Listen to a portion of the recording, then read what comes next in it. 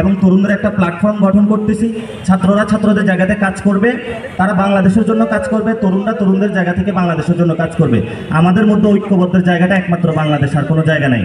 National সিকিউরিটির ক্ষেত্রে আমরা সকলকে আহ্বান জানাচ্ছি, দলীয় ভেদাভেদ ভুলে, ভাবাদর্শিক যে মতাদ্বন্দ্বের বাংলাদেশে যে লড়াইটা চলতেছিল সেগুলা ভুলে আপনারা আপনাদের জায়গায় থাকেন, করেন, আমাদের কোনো সমস্যা নাই। কিন্তু বাংলাদেশ প্রশ্নে কাউকে কোনো হেলাফেলা করতে দেওয়া হবে না। বাংলাদেশ প্রশ্নে ছাত্র এবং নাগরিক যারা তরুণ রয়েছেন সমাজে সকলকে অংশগ্রহণ নিয়ে আমরা বাংলাদেশের জন্য যে কোনো সময়ের জন্য মৃত্যু হোক, শহীদ হোক, যে কোনো জন্য প্রস্তুত। আর আজকে আপনারা দেখতে পাচ্ছেন ডান পাশে আমাদের তথ্য সংগ্রহ কেন্দ্র আছে। আপনাদের মধ্য থেকে তরুণ যুবকরা যারা আগ্রহী, আহ্বান থাকবে আমাদের তথ্য সংগ্রহ কেন্দ্রে আপনারা আপনাদের নাম, ঠিকানা, পরিচয়, ডিটেলস দিয়ে যাবেন। আমরা এখান থেকে আপনাদের সাথে যোগাযোগ করব।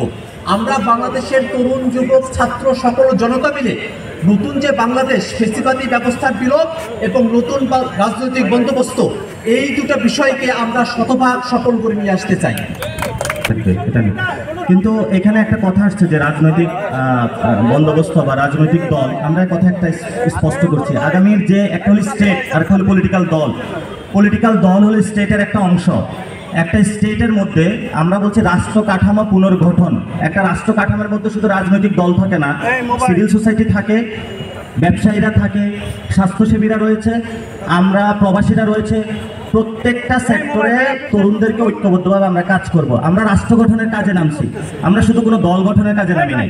সেখানে যদি কোনো দলের পুনর্গঠন প্রয়োজন হয় সেটা হবে, যদি স্বাস্থ্যের পুনর্গঠন হয় সেটা হবে, যদি দেশ রক্ষার প্রয়োজন হয় সেটা হবে, যদি ব্যবসায়ীদেরকেও পুনর্গঠনের প্রয়োজন হয় সেটাও হবে, যদি মিডিয়াদেরও পুনর্গঠনের প্রয়োজন হয় সেটাও হবে।